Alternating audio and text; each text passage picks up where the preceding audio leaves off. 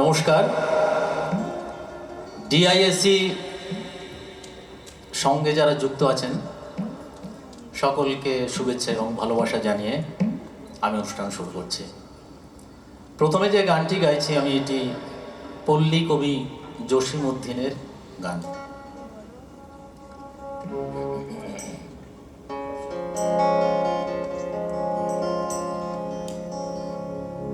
উথালি পাথালি আমার বুক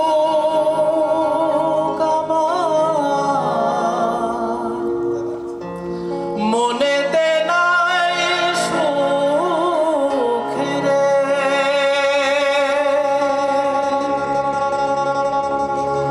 আমায় ভাসাইলি রে,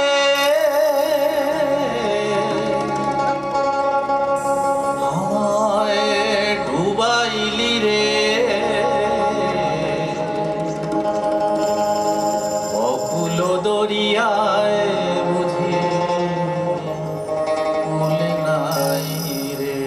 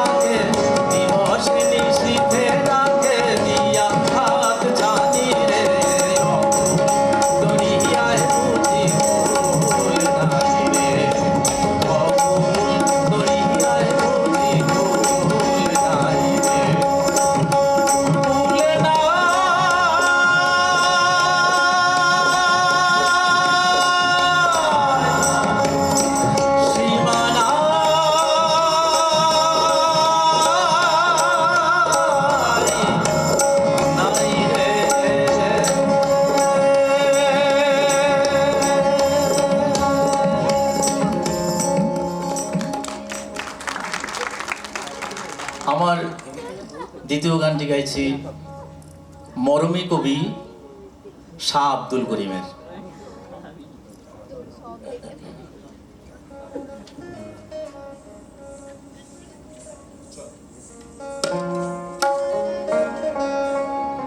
বন্ধে মায়া লাগাইছে